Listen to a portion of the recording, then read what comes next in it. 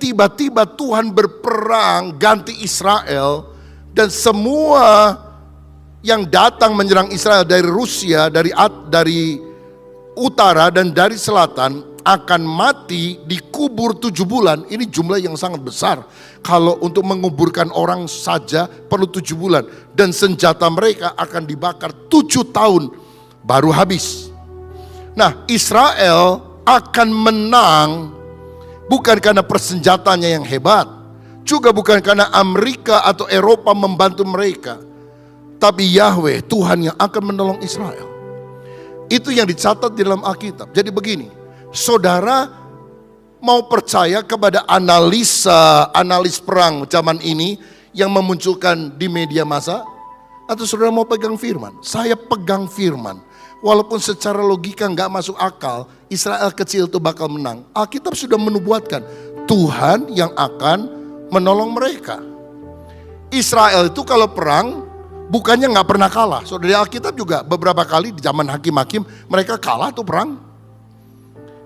Tapi kenapa kali ini atau yang akan datang mereka nggak akan kalah? Karena Tuhan yang akan menopang mereka. Yang berbahagia ialah mereka yang mendengarkan firman Allah dan yang memeliharanya. Siapakah Iran itu sebetulnya? Sebelum tahun 1935, negara Iran itu disebut Persia, saudara. Dan tentang Persia ini ada beberapa catatan Alkitab yang kita juga perlu ketahui. Yang pertama, Kekaisaran Persia itu didirikan oleh Kores Agung atau Cyrus tahun 550 sebelum Masehi. Jadi 6 abad sebelum Yesus lahir. Dia adalah raja kafir yang dipakai Tuhan untuk memulangkan Israel yang pernah ditawan oleh Babel selama 70 tahun dan membangun kembali bait Allah di Yerusalem. Kita tahu Babilonia yang dipimpin oleh Nebukadnezar pernah menawan Israel 70 tahun. Tapi Babilonia, Irak sekarang, dikalahkan oleh Persia, Iran sekarang. Lalu Raja Persia yang menaklukkan kerajaan Babel menyuruh orang Israel balik ke negara asalnya. Bahkan dia membiayai pembangunan bait Allah kembali di Yerusalem. Saudara-saudara, itu dicatat dalam Esra 1 ayat 1 sampai 3. Berikutnya kita perlu tahu bahwa etnis Persia sebetulnya merupakan keturunan bangsa Arya dari Madai anak Yafet. Dari Kejadian 10 ayat yang kedua. Dan dari Yafet inilah muncul bangsa Eropa yang kebanyakan tinggi, berkulit putih. Kita tahu dunia pernah dibinasakan oleh air bah. Allah menyelamatkan Nabi Nuh dan 3 orang anaknya, Sem, Ham, dan Yafet. Dan dari 3 orang anak ini menyebarlah seluruh manusia yang ada di dunia. Dari Yafet muncul keturunan Eropa, di mana orang Persia juga berasal. Ini berbeda dengan bangsa Israel dan bangsa Arab yang merupakan keturunan Sem. Karena itu mereka disebut sebagai bangsa Semitik. Beda juga dengan bangsa Afrika yang berkulit hitam yang merupakan keturunan daripada Ham. Bangsa Arya ini kemudian menjadi 2 bangsa besar, Persia dan Media. Dalam perkembangannya mereka kemudian bercampur dengan bangsa setempat yang adalah bangsa Elam yang merupakan keturunan Sem. Kejadian 10 ayat 22 mencatat itu. Dan pada masa kini mereka ada di Iran bagian selatan.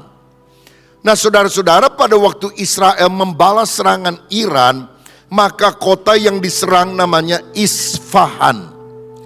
Isfahan itu adalah sebuah kota yang ada di Iran selatan. Kota dengan arsitektur indah, sudah beratus-ratus, beribu-ribu tahun ada di sana dan banyak dikunjungi oleh para turis.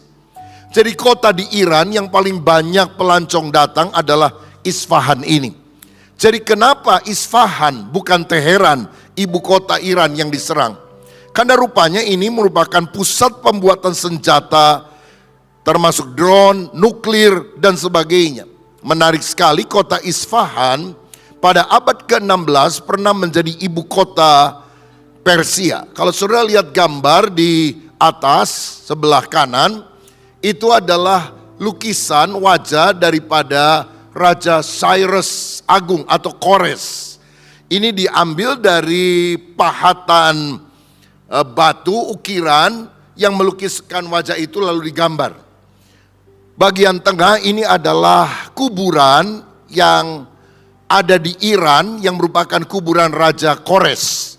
Dan yang ketiga, ini bukti sejarah luar biasa sekarang disimpan di British Museum di London tentang prasasti bagaimana Raja Kores ini menyuruh orang-orang yang ditawan termasuk Israel kembali ke negara asalnya dan membangun kuil atau bait Allah dengan pembiayaan dari raja.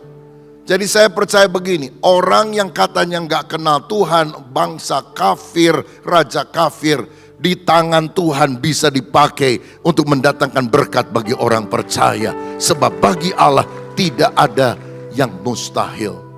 Nah saudara-saudara, selanjutnya kita lihat, tadi kita tahu bahwa bangsa Persia ini campur dengan bangsa Elam yang tinggal di sana.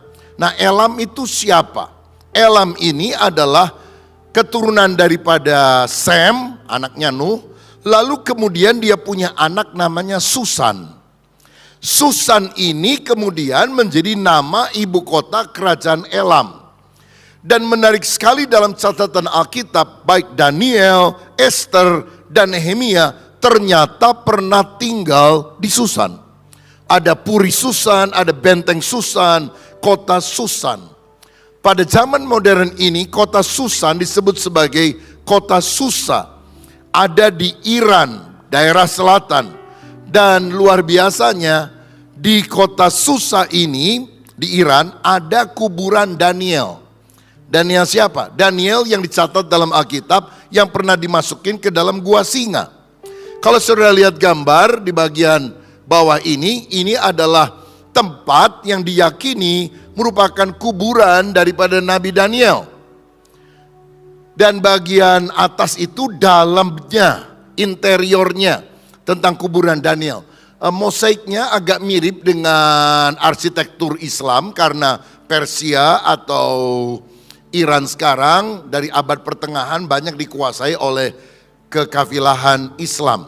Tapi sebetulnya Daniel sendiri bukan orang Islam dan bukan orang Persia. Saudara tahu Daniel orang apa? Yahudi, saudara. Dan agamanya apa? Yudaisme, bukan Kristen juga. Karena Kristen waktu itu belum lahir sebagai agama. Jadi dia orang Yahudi, berdoa setiap hari 3 kali menghadap atau kiblatnya ke arah Yerusalem. Dan menarik sekali, Isfahan yang juga dekat dengan Susa beberapa jam saja naik kendaraan yang ada di Iran Selatan, adalah kota yang memiliki pemukiman Yahudi terbesar dan tertua di Iran. Sampai hari ini kira-kira 1.500 orang Yahudi masih tinggal di sana. Itu pertanda memang daerah Persia, daerah ini pernah dikuasai atau pernah ada orang-orang Yahudi yang tinggal di sana. Nah, catatan ketiga tentang Persia atau Iran adalah Ratu Esther. Itu yang pernah tinggal di Puri Susan di Persia, dipakai Tuhan menyelamatkan bangsa Yahudi dari pembantaian oleh Haman pada pemerintahan Ahasiweros atau Xerxes yang pertama. Dan kita kemudian lihat bahwa kitab Esther sebanding dengan kitab Keluaran, di mana Tuhan pernah memakai seorang yang bernama Musa mengeluarkan Israel dari pembantaian Firaun menuju tanah perjanjian, tanah Kanaan. Nah, di dalam Alkitab kita ada kitab Esther. Kitab Esther adalah kitab yang paling banyak diperdebatkan, apakah layak masuk di dalam kanon Alkitab atau tidak. Apakah memang pantas diakui sebagai firman Allah atau tidak. Kenapa? Karena di dalam kitab itu tidak ada satu kali pun kata Allah atau Tuhan atau YHWH atau Elohim ada di sana. Sehingga orang mulai berpikir, Bagaimana mungkin sebuah kitab yang tidak pernah mencantumkan kata Allah atau Elohim atau Yahweh diakui sebagai firman Allah? Tapi akhirnya saya percaya ini karena karya Roh Kudus, kitab Ester juga dikanonkan, diakui sebagai firman Allah. 66 kitab di dalam Alkitab, Kejadian sampai Wahyu termasuk Ester. Kenapa? Karena sebetulnya walaupun istilah Yahweh tidak disebutkan, karya Yahweh, karya Elohim, karya Tuhan Allah yang begitu dahsyat, nyata dalam kesenyapan kerjanya. Sebab kalau kitab Keluaran kita tahu bersama, Israel hampir dibantai oleh Firaun di Mesir, dikeluarkan oleh Tuhan melalui Musa, persis sama. Yahudi juga pernah mau dibantai, bukan di Mesir tapi di Persia. Dikeluarkan oleh Allah atau dibatalkan rencana pembantaian itu melalui seorang ratu bernama Ester. Jadi Keluaran dan Ester itu punya nilai historis yang luar biasa karena sejajar menceritakan bagaimana penyelamatan Allah kepada bangsa pilihan Allah, Israel. Nah saudara-saudara, memang hubungan antara Iran dan Israel atau Persia dan Israel tepatnya pasang surut.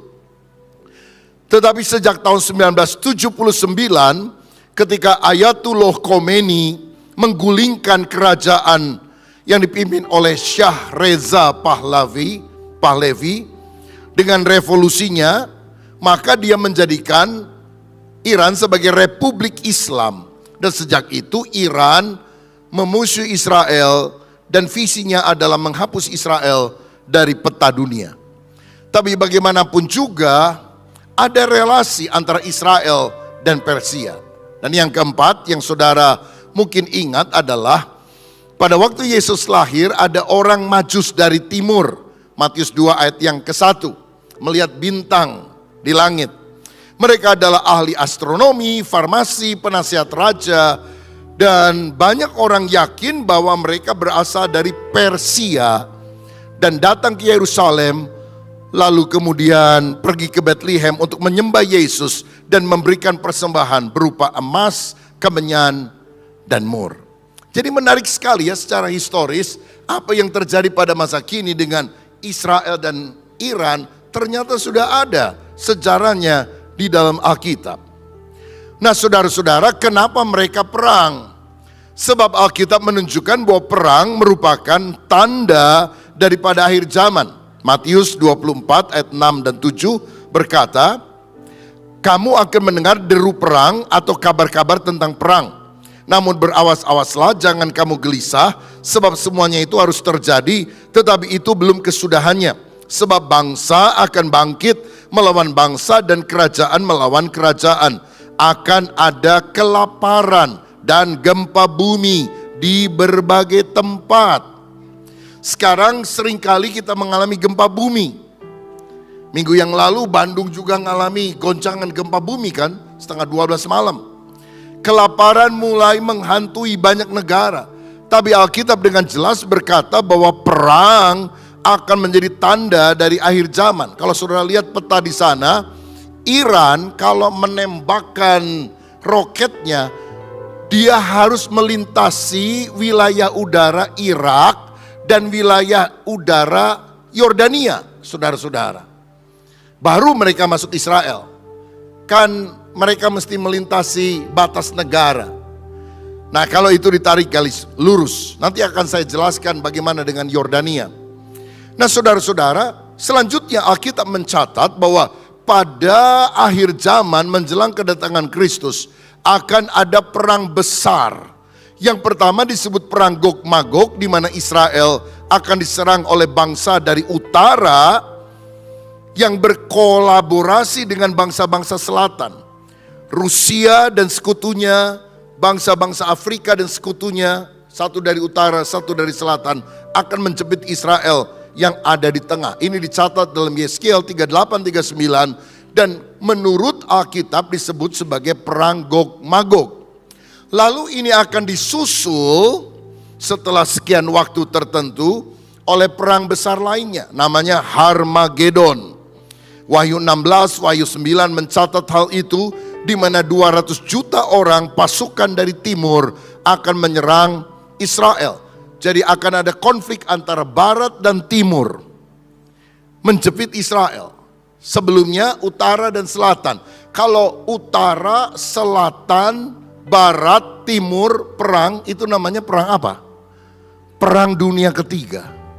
Jadi Alkitab sudah menubuatkan perang besar terakhir, perang dunia ketiga yang disebut sebagai perang Gog-Magog dan perang Harmagedon.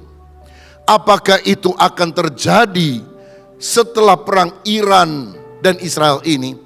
Kita berdoa supaya Tuhan masih memberikan masa anugerah sehingga lebih banyak orang-orang yang masih mendengar Injil dan bertobat sebelum perang-perang besar itu terjadi.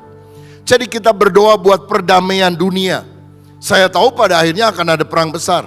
Tetapi pada masa hidup kita berdoalah supaya masa anugerah itu masih ada. Supaya ini tidak meledak langsung pada perang dunia ketiga.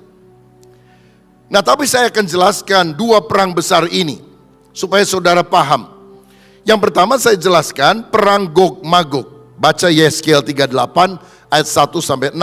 Begini firman Tuhan. Yeskiel 38 ayat 1 sampai 6. Datanglah firman Tuhan kepadaku, hai anak manusia, tunjukkanlah mukamu kepada Gog di tanah Magog, yaitu raja agung negeri Meseh dan Tubal. Jadi kita lihat saudara, ada yang dijuluki Gog, tinggalnya di Magog, dia juga raja agung di Meseh dan Tubal. Nah, kata raja agung itu berasal dari kata Ibrani Ros. Dan Ros itu mengacu pada Rus atau Rusia. Jadi saudara, ada pemimpin Rusia yang akan menyerang Israel. Apakah Vladimir Putin? Saya nggak tahu saudara sekalian. Pokoknya Alkitab bilang ada raja agung dari Rusia akan menyerang Israel. Magog, Meseh, dan juga Tubal itu nama negara-negara bekas Uni Soviet dulu. Seperti Kazakhstan, Uzbekistan, Azerbaijan, dan sebagainya. Lalu dikatakan ayat yang ketiga, dan katakanlah beginilah firman Tuhan Allah, lihat aku akan menjadi lawanmu, hai Gog, raja agung di negeri Meseh dan Tubal. Aku akan menarik engkau dengan mengenakan kelikir pada rahangmu, dan membawa engkau keluar beserta seluruh tentaramu, yaitu pasukan berkuda, semuanya berpakaian lengkap, satu kumpulan orang banyak dengan perisai besar dan kecil, dan semua berpedang di tangannya.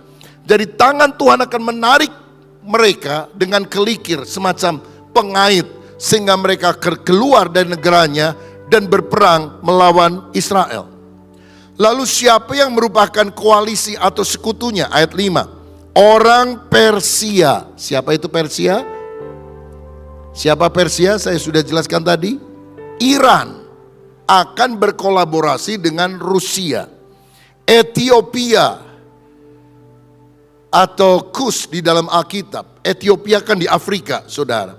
Lalu Put atau Libya menyertai mereka dan semua dengan perisai dan ketopong. Orang Gomer dengan seluruh bala tentaranya. Gomer ada yang berkata itu Eropa Timur, ada yang berkata itu adalah Syria. Karena mereka pernah tinggal di daerah-daerah tersebut beberapa ratus atau ribu tahun yang lampau. Lalu Bet Togarma ini mengacu pada negara Turki.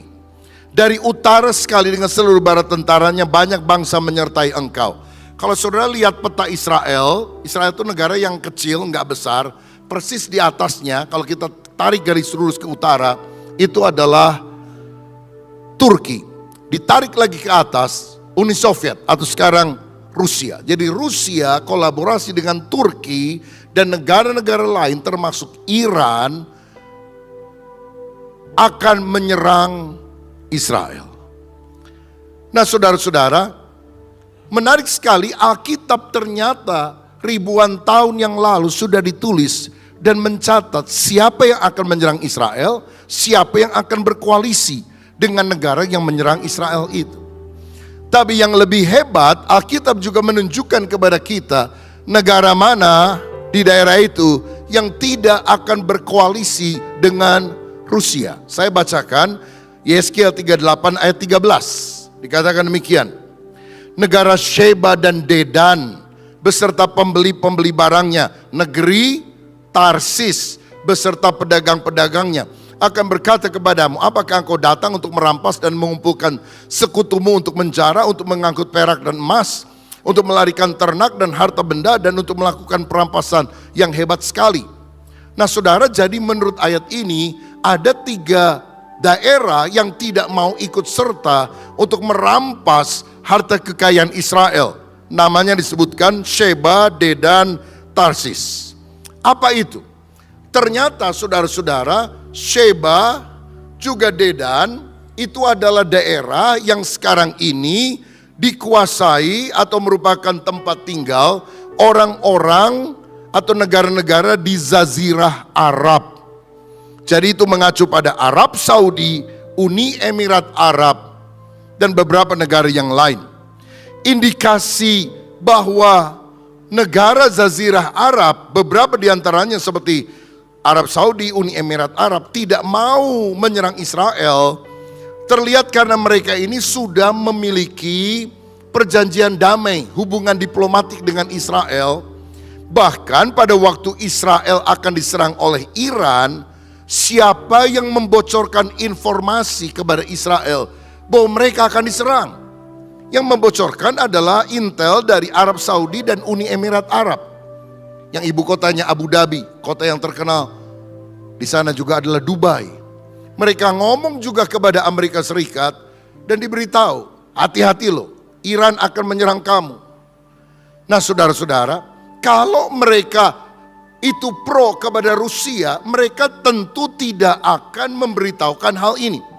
Saudara lihat di dalam CNBC Indonesia, saya cantumkan di sana gambarnya. Ramai negara Arab bantu Israel patahkan serangan Iran, ini alasannya. Saudara-saudara, ini menarik sekali. Kalau Indonesia banyak pemimpinnya mengutuk Israel, negara Arab bantuin Israel. Kan bingung saudara-saudara. Ya, sampai ada yang bilang apa Indonesia lebih Arab dari Arab? Karena Arab tidak menyerang Israel. Dan kenapa hal itu terjadi? Ini nih, Alkitab yang sudah ribuan tahun dicatat mencantumkan hal itu. Luar biasa ya, kalau kita baca Alkitab begitu aja, kita nggak akan ngerti. Tapi kalau kita membaca, studi, minta Roh Kudus mencerahkan, Alkitab adalah buku yang sudah memberitahukan pada masa lalu apa yang akan terjadi masa kini, bahkan pada masa yang akan datang. Satu kota lain yang disebutkan adalah Tarsis, dan itu campaknya mengacu kepada Inggris yang ada di Eropa. Negara-negara Eropa seperti Inggris, Perancis, Jerman itu tidak pro kepada Rusia, dia pronya kepada Amerika dan menjadi sekutunya. Jadi ini nama negara-negara yang tidak akan berperang melawan Israel. Tetapi kelak pada perang Gog dan Magog, ketika Rusia dan sekutunya menyerang Israel, Alkitab memberikan petunjuk tampaknya Eropa dan Amerika Serikat tidak membantu Israel di perang itu. Sehingga hanya Yahweh, Elohim, Allah sendiri yang akan memberikan pertolongan kepada Israel. Saudara-saudara, kenapa sih kok ada yang mau perang gak mau perang? Perang itu mahal banget biayanya. Satu tembakan misil itu saudara, harganya luar biasa.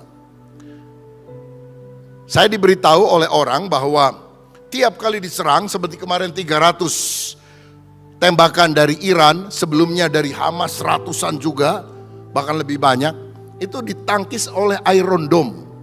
Kita pikir wah hebat ya. Jadi begitu ada misil terbang, Israel melihat dengan radar langsung tembakan juga, ceng, duar. Ternyata satu alat penangkal ini kira-kira kalau dikurskan kira-kira harganya 750 juta rupiah. Kalau 300 kali aja saudara sekalian, berapa itu? Makanya Israel juga milih-milih. Kalau jatuhnya itu kira-kira di padang pasir biarinlah, di tempat kosong ya biarinlah. Tapi kalau di daerah yang sangat berbahaya mereka berusaha untuk menghabiskan di udara. Karena ini berkaitan dengan biaya. Nah, saya berdoa supaya Iran dan Israel tidak berkepanjangan. Kenapa? Iran itu juga inflasi sedang besar-besaran terjadi. Israel juga gara-gara perang Hamas yang belum selesai ini kan keuangannya tersedot, saudara sekalian. Amerika aja mau bangkrut ini ekonominya. Rusia juga gara-gara perang sama Ukraina ekonominya tidak baik-baik saja. Ya mudah-mudahan karena faktor ekonomi ini kagak jadi perang lah.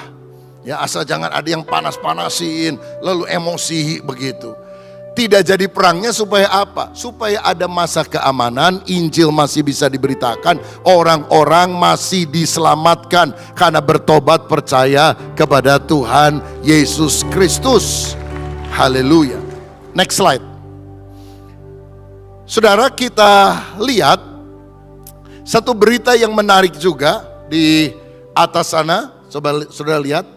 Dari CNN Indonesia, kenapa Yordania membela Israel dan menembak jatuh rudal drone dari Iran. Lah ini mengagetkan saudara, karena ternyata Yordania itu menembak jatuh rudal yang dari Iran ketika melintasi wilayah udara negaranya. Sampai Iran juga marah, ngapain lu ikut-ikut? Nah, dia bilang, kamu lewat wilayah udara kami. Lah kalau nggak sampai letoy itu rudalnya kan meledaknya di sini, ditembak aja saudara-saudara. Nah tetapi kenapa Yordania tidak membantu pasukan Rusia? Itu sudah ada nubuatannya di Alkitab. Alkitab ini lengkap luar biasa. Karena Alkitab menunjukkan bahwa negara Yordania modern ini merupakan negara keturunan Edom atau Esau. Saudara ingat? Abraham punya anak namanya Ishak. Ishak punya anak namanya Yakub dan Esau. Yakub melahirkan Israel, Esau itu melahirkan keturunan yang sekarang ini merupakan cikal bakal dari orang-orang Yordania. Lalu di Yordania sekarang ini tinggal juga bangsa keturunan Moab dan Amon. Siapa itu Moab dan Amon? Saudara ingat nggak? Abraham waktu keluar dari Ur-Kasdim membawa ponakannya namanya Lot. Lalu kemudian tinggal di Sodom dan Gomora. Dihancurkan oleh Tuhan. Istri Lot mati jadi tiang garam. Jadi yang selamat cuma Lot dan 2 orang anak gadisnya. Tinggal di pegunungan, gak ada orang sama sekali. Lalu anak-anaknya bilang, waduh kita bisa punah nih, gak ada laki-laki sama sekali di sini. Lalu adik kakak mulai ngomong, kita bikin mabok aja bapak kita. Lalu kita bersetubuh dengan dia supaya kita punya keturunan. Jadi dalam kondisi mabok, Lot itu bersetubuh dengan kedua orang anaknya. Punya anak lagi namanya Amon dan Moab. Jadi Amon dan Moab anaknya Lot, tapi juga cucunya Lot. Jadi Amon dan Moab bisa panggil papa kepada Lot, tapi bisa panggil engkong atau eyang atau kakek kepada Lot. Saudara, Alkitab adalah buku yang jujur yang menceritakan juga tentang perbuatan tidak bermoral dari tokoh-tokoh yang dicatat di dalamnya. Tapi yang jelas Yordania adalah negara yang dulu keturunan Edom, Esau, Moab, dan Amon. Dalam Mazmur 60 ayat yang ke-10, Alkitab menubuatkan di dalam kitab Mazmur bahwa Moab akan menjadi tempat pembasuhanku. Moab ialah tempat pembasuhanku, kepada Edom aku melemparkan kasutku, karena Filistea aku bersorak-sorai. Saudara tahu, orang Yahudi punya kebiasaan kalau mau masuk rumah dari perjalanan mereka akan copot kasutnya, lalu kemudian ada budak yang menyiramkan air membersihkan kakinya. Jadi kalau dikatakan tempat pembasuhan kaki, tempat kasut dilemparkan, itu berarti bicara tentang seorang hamba yang akan melayani tuannya. Dengan peristiwa ini seakan-akan Yordania itu melayani atau menolong umat pilihan Allah, yaitu Israel. Karena itu dia menembak jatuh rudal-rudal yang berasal dari Iran. Memang pasti mereka tidak mau dikaitkan dengan ayat ini. Tapi Alkitab sudah menunjukkan ada ayat lain, saudara. Klik. yang berkata demikian. Wahyu 12 ayat yang ke-14. Menurut ayat ini, Antikristus nanti akan muncul pada akhir zaman dan akan memburu seorang perempuan yang merupakan gambaran daripada Israel. Dan Israel ini akan dipelihara selama 3,5 tahun di padang gurun. Boleh dimunculkan Wahyu 12 ayat yang ke-14 di screen. Wahyu 12 ayat 14. Kepada perempuan itu, Israel, diberikan kedua sayap dari burung nasar yang besar, supaya ia terbang ke tempatnya di padang gurun, di mana dia dipelihara jauh dari tempat ular itu, dari iblis, si antikris, selama 1 masa dan 2 masa dan setengah masa, artinya 3,5 tahun. Terbang dengan sayap burung nasar. Nah, Wahyu kan ditulis oleh Yohanes waktu dapat penglihatan di Pulau Patmos. Dia belum tahu ada pesawat terbang. Jadi dia pikir burung gede apa ini ya, membawa terbang. Ini orang Israel. Sekarang mah pesawat udara, saudara. Kita akan tahu itu. Dibawa kemana? Ke negara non-Israel tentunya. Karena diselamatkan dari negara itu. Kemana? Ke satu negara yang juga ada padang gurunnya. Mereka akan tinggal 1,5 tahun di sana. Dan Yordania merupakan salah satu negara yang juga ada padang gurunnya. Selain Arab Saudi dan sebagainya. Sehingga beberapa penafsir berkata kemungkinan tempat itu adalah Petra yang ada di Yordania. Saudara, bangunan ini adalah ukiran yang ada di Petra. Tolong gambarnya dimunculkan. Ukiran yang ada di Petra. Dan itu adalah gunung batu yang dipahat oleh keturunan Esau. Dan diperkirakan itu akan menjadi tempat di mana Israel akan bersembunyi di sana 3,5 tahun.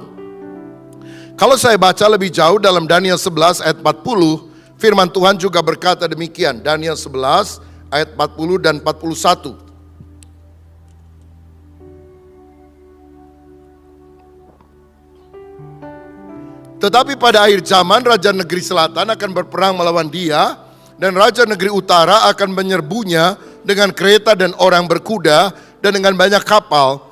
Dan dia akan memasuki negeri-negeri dan menggenangi dan meliputi semuanya seperti air bah. 41. Juga tanah permai, maksudnya Israel, akan dimasukinya dan banyak orang akan jatuh.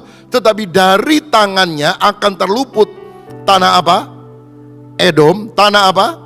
Moab, dan bagian penting dari Bani Amon. Jadi nanti akan ada serbuan dari utara dan selatan. Dan yang diserbu adalah tanah permai, Israel. Tetapi yang tidak akan jatuh, akan luput, Edom, Moab, Amon. Ini negara apa? Yordania. Yordania akan luput ketika Antikris menyerang Israel. Saudara, para penafsir berkata bahwa apa yang dicatat dalam Daniel 11 ini sudah digenapi pada waktu Antiochus dari Yunani menyerang Israel sekian abad yang lampau. Namun ini akan terjadi lagi karena dalam penafsiran Alkitab ada yang disebut the law of double reference, hukum tafsiran ganda, bahwa apa yang pernah tergenapi pada masa lalu akan terjadi sekali lagi dalam skala yang lebih besar dan akan tergenapi pada masa kini. Dan itu akan terjadi pada masa pemerintahan Antikristus. Sekarang kita lihat, ketika Rusia dan sekutunya menyerang Israel, apa yang akan terjadi? Bisa dimunculkan gambar berikutnya? Klik. Saudara lihat, tribunnews.com. Rusia bantu Iran, Israel akan runtuh. Tribun juga, China dan Rusia bantu Iran, Israel membara. Artinya terbakar habis. Karena secara nalar logika manusia memang bakal habis. Saudara, gimana bisa kalau Iran dibantu Rusia, apalagi dibantu China? Habis nih Israel. Karena mereka dijepit. Tetapi Alkitab menunjukkan di dalam Yesaya 39, Nanti saudara baca sendiri ayatnya. Yesaya 38 lengkap, Yesaya 39 lengkap. Tuhan akan menghukum Gog. Yesaya 39 ayat 6. Kedua, mayat mereka akan dikubur 7 bulan. Ayat 11 dan 12. Yang ketiga, senjata Gog akan dibakar selama 7 tahun. Ayat 9. Jadi tiba-tiba Tuhan berperang ganti Israel. Dan semua yang datang menyerang Israel dari Rusia, dari utara dan dari selatan akan mati dikubur 7 bulan. Ini jumlah yang sangat besar. Kalau untuk menguburkan orang saja perlu 7 bulan. Dan senjata mereka akan dibakar 7 tahun baru habis. Nah, Israel akan menang bukan karena persenjatanya yang hebat. Juga bukan karena Amerika atau Eropa membantu mereka. Tapi Yahweh, Tuhan yang akan menolong Israel. Itu yang dicatat di dalam Alkitab. Jadi begini, saudara mau percaya kepada analis perang zaman ini yang memunculkan di media massa? Atau saudara mau pegang firman? Saya pegang firman. Walaupun secara logika nggak masuk akal, Israel kecil itu bakal menang. Alkitab sudah menubuatkan Tuhan yang akan menolong mereka. Israel itu kalau perang bukannya nggak pernah kalah. Saudara, di Alkitab juga beberapa kali di zaman hakim-hakim mereka kalah tuh perang. Tapi kenapa kali ini atau yang akan datang mereka nggak akan kalah? Karena Tuhan yang akan menopang mereka. Walaupun pada waktu itu, pada waktu mereka diserbu dan sangat panik karena menurut persenjataan sulit untuk bisa bertahan, Tuhan menolong mereka dan waktu itu akan terjadi pertobatan 144.000 orang Israel yang dicatat dalam Wahyu 7. 12.000 kali 12 suku. 144.000 orang Yahudi bertobat. Ada yang mengartikan huruf ya, benar-benar 144.000. Saya lebih mengartikan simbolis. Tidak harus 144.000 dalam hitungan exactly, tetapi merupakan seluruh orang yang akan diselamatkan oleh Allah dari Israel, akan bertobat, percaya bahwa Mesias itu namanya adalah Yesus. Ini bangsa Israel itu bukan Kristen loh saudara. Lebih banyak Muslim di Israel daripada Kristen di Israel. Yang paling banyak Yudaisme. Karena nabi yang paling hebat menurut mereka bukan Isa, tapi Musa. Tapi setelah dihajar dengan keras, mereka percaya bahwa Yesus adalah juru selamat. Dan Alkitab berkata kalau sisa Israel diselamatkan, itu tandanya gak lama lagi Yesus akan datang. Nah, setelah perang Gog Magog, ini akan disusul oleh perang berikutnya yang mungkin lebih terkenal istilahnya perang Harmagedon. Wahyu 16 ayat 12, dan malaikat ke-6 menumpahkan cawannya ke atas sungai besar, yaitu sungai Efrat. Lalu keringlah airnya supaya siaplah jalan bagi raja-raja yang datang dari sebelah timur. Selanjutnya ayat yang ke-16. Lalu ia mengumpulkan mereka di tempat yang dalam bahasa Ibrani disebut Harmagedon. Saudara-saudara, jadi perang Harmagedon ini pasukan dari timur akan menyerang. Dan kalau saudara lihat gambar di depan, ini diambil dari Gunung Karmel. Kita bisa melihat ada lembah datar dan ini adalah lembah Yizreel, lembah Yosafat menurut istilah Alkitab, tapi ini dikenal juga dengan Harmagedon. Dan perang ini, Harmagedon, akan diawali oleh pemerintahan antikris selama 7 tahun, Daniel 9 ayat 27. Lalu Israel akan diserang oleh bangsa dari timur, 200 juta orang. Pasti China ikut, saudara. Sebab gak mungkin ada negara bisa kirim pasukan 200 juta kalau China gak ikut. Kalau China ikut, mungkin Korea Utara, Kim Jong-un ikut juga, saudara. Indonesia gimana? Ini kurang jelas, karena dari dulu kan Indonesia non-blok, begitu saudara. Jadi kan gak jelas ya. Indonesia itu bukan negara agama, tapi juga bukan negara sekuler. Bukan agama, bukan sekuler. Karena itu ada yang bilang Indonesia negara bukan-bukan katanya. Bukan agama, bukan sekuler. Jadi negara Indonesia non-blok. Kita nggak tahu peta politiknya kemana. Nggak dicatat di dalam Alkitab. Tetapi perang Harmagedon ini akan berakhir pada waktu Yesus datang kembali, Wahyu pasal 19, di mana antikris akan ditangkap dan dilemparkan masuk ke neraka Gehenna yang adalah lautan api. Nah, waktu Yesus datang untuk kali kedua, dia akan mendirikan kerajaan 1000 tahun damai di bumi ini. Yesus akan mendarat di Bukit Zaitun, Zakaria 14 ayat 4. Dia akan menggenapi janjinya kepada Abraham tentang tanah perjanjian, Kejadian 15 ayat 18, di mana wilayah Israel dari sungai Mesir, Nil, sampai ke sungai Efrat yang ada di Iran. Jadi saudara perhatikan, Israel itu kan kecil, tapi nanti akan diperbesar ketika kerajaan 1000 tahun. Dan Allah pernah janji kepada Daud tentang raja kekal yang tahtanya kokoh selama-lamanya. Dalam 2 Samuel 7 ayat 16. Siapa keturunan Daud yang akan jadi raja kekal? Pasti bukan Salomo karena dia mati. Pasti bukan anaknya Salomo. Siapa yang disebut sebagai anak Daud? Yesus anak Daud, Kristus anak Daud. Ini janji mesianik bahwa satu kali dari keturunan Daud ada yang akan memerintah kekal selama-lamanya, namanya Yesus. Dan dia akan memerintah di Yerusalem yang ada di Palestina sekarang. Nah, jadi saudara sekalian, kerajaan 1000 tahun milenium itu ada di bumi. Ibu kotanya Yerusalem yang sekarang ada di Israel, di Palestina. Tapi kemudian langit dan bumi tempat kita berpijak ini akan lenyap, 2 Petrus 3 ayat 10, oleh nyala api. Itu yang disebut sebagai kiamat. Lalu Tuhan akan menciptakan langit yang baru dan bumi yang baru. Dan waktu Tuhan menciptakan langit yang baru dan bumi yang baru, Alkitab berkata Yerusalem baru akan turun dari sorga menjadi ibu kota untuk langit baru dan bumi baru. Jadi waktu Yesus naik ke sorga, dia masuk ke kota namanya Yerusalem baru. Dia bilang, aku sediakan tempat bagimu. Di mana? Di sorga. Nama ibu kotanya Yerusalem baru. Kalau udah selesai, Yesus datang sama kota-kotanya dibawa untuk saya dan saudara. Jadi kita nggak akan pergi ke sorga yang sekarang. Sorga yang sekarang itu ibu kotanya akan turun bukan di langit dan bumi yang lama, tapi di langit dan bumi yang baru.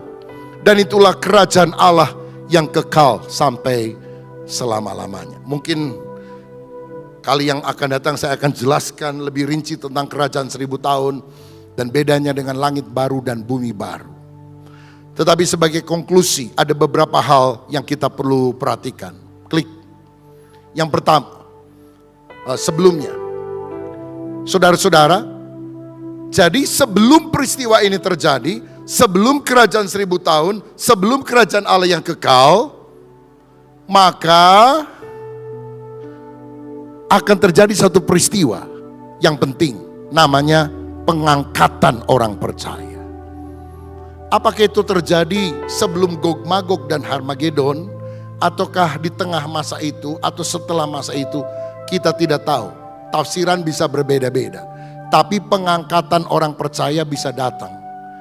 Dan saya berharap pengangkatan itu terjadi sebelum perang besar itu muncul, saudara-saudara. Sebelum antikristus memerintah selama 7 tahun. Lihat ayatnya. Dalam 1 Tesalonika 4 ayat 16-17. Sebab pada waktu tanda diberi, pada waktu penghulu malaikat berseru, dan sangkakala Allah berbunyi, maka Tuhan sendiri akan turun dari sorga, dan mereka yang mati dalam Kristus akan lebih dahulu bangkit. Sesudah itu kita yang hidup yang masih tinggal akan diangkat bersama-sama mereka dalam awan menyongsong Tuhan di angkasa. Demikianlah kita akan selama-lamanya bersama-sama dengan Tuhan. Jadi gini, waduh takut perang. Waduh ada Gog Magog, ada Harmagedon. Gimana ya saya? Kalau saudara percaya Yesus, yang saudara nanti-nantikan bukan perang.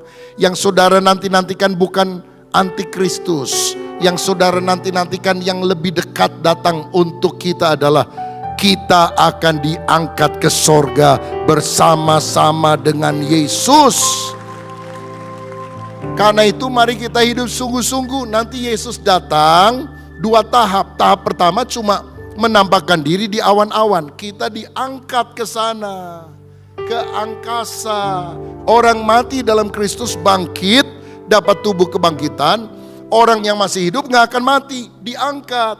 Lalu kita di angkasa nyanyi, ada pertemuan di udara, pertemuan yang manis. Bisa lagunya?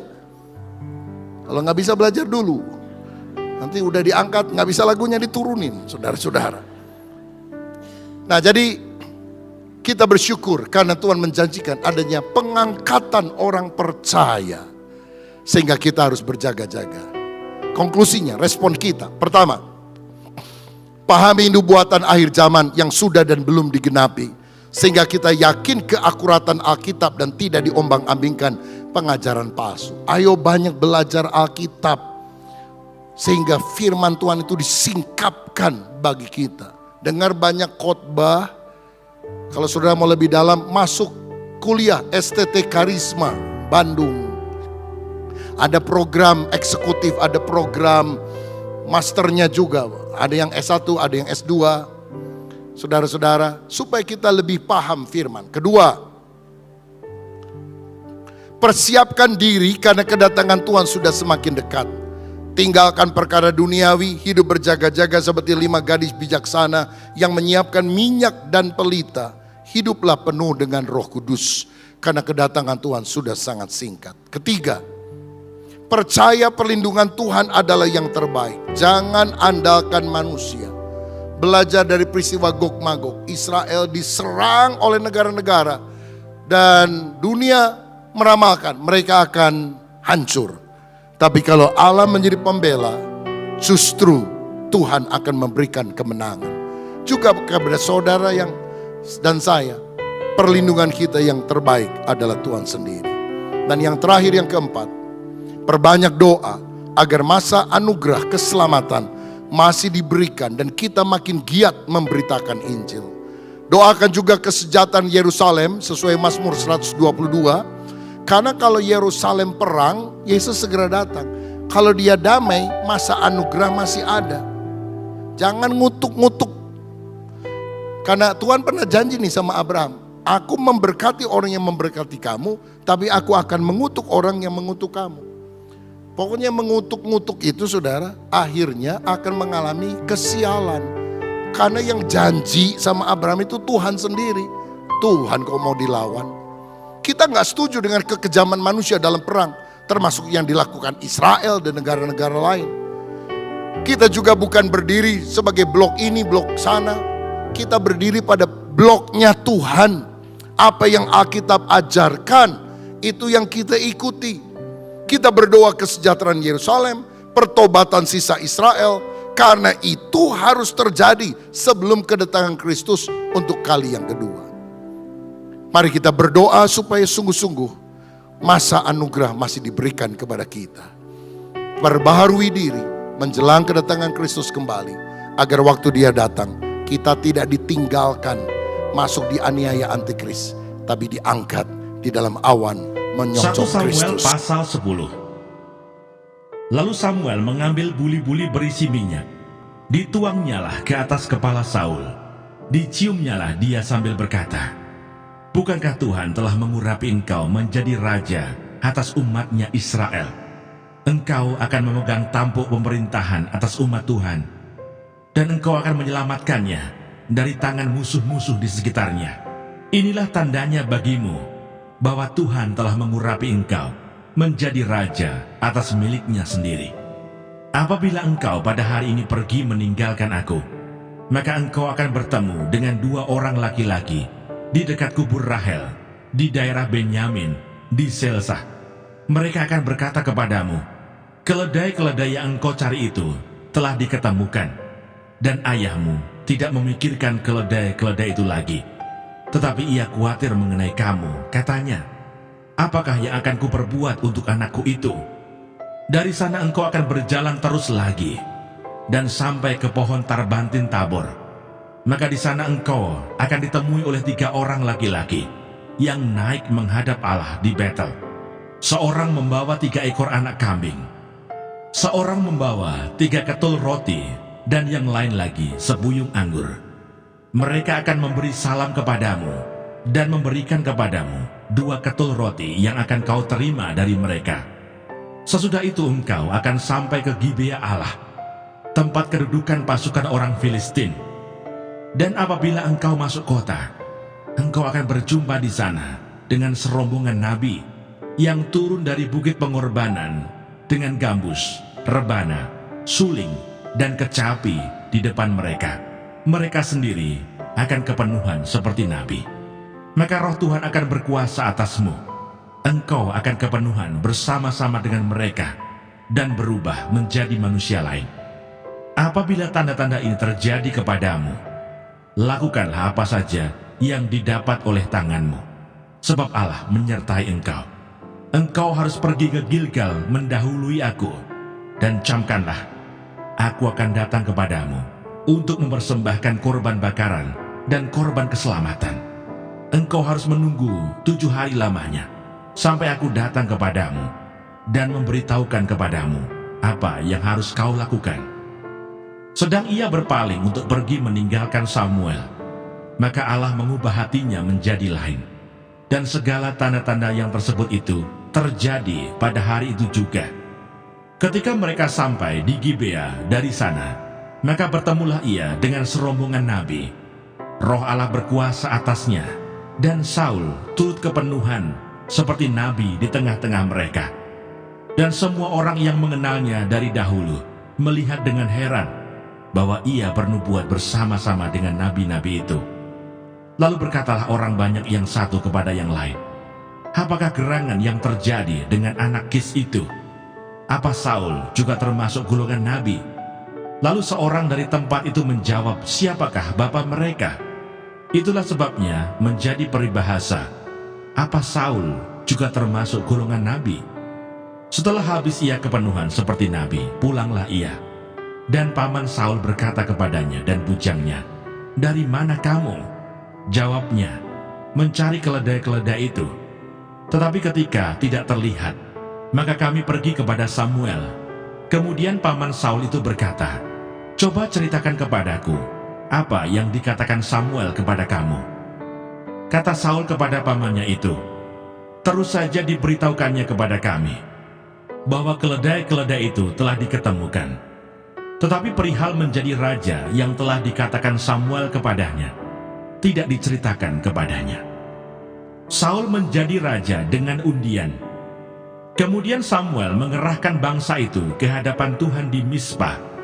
Dan ia berkata kepada orang Israel itu, beginilah firman Tuhan Allah Israel, aku telah menuntut orang Israel keluar dari Mesir, dan telah melepaskan kamu dari tangan orang Mesir, dan dari tangan segala kerajaan yang menindas kamu. Tetapi sekarang kamu menolak Allahmu yang menyelamatkan kamu dari segala malapetaka dan kesusahanmu dengan berkata, tidak, angkatlah seorang raja atas kami. Maka sebab itu, berdirilah kamu di hadapan Tuhan, menurut sukumu dan menurut kaummu. Lalu Samuel menyuruh segala suku Israel tampil ke muka, maka didapati suku Benyamin. Sesudah itu, disuruhnyalah suku Benyamin tampil ke muka menurut kaum keluarganya. Maka didapati kaum keluarga Matri. Akhirnya disuruhnyalah kaum keluarga Matri tampil ke muka seorang demi seorang. Maka didapati Saul bin Kis. Tetapi ketika ia dicari, ia tidak diketemukan.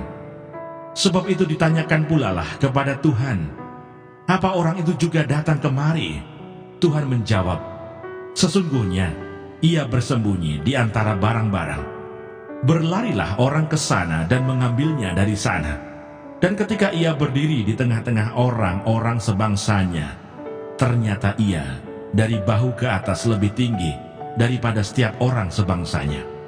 Dan Samuel berkata kepada seluruh bangsa itu, kamu lihatlah orang yang dipilih Tuhan itu, sebab tidak ada seorang pun yang sama seperti dia di antara seluruh bangsa itu.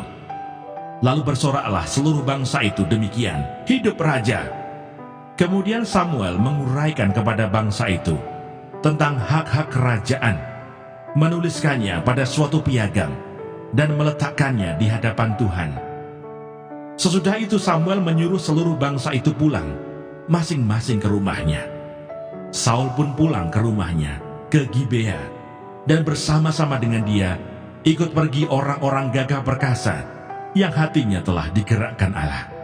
Tetapi orang-orang dursila berkata, "Masakan orang ini dapat menyelamatkan kita?" Mereka menghina dia dan tidak membawa persembahan. Yang berbahagia ialah mereka yang mendengarkan firman Allah dan yang memeliharanya.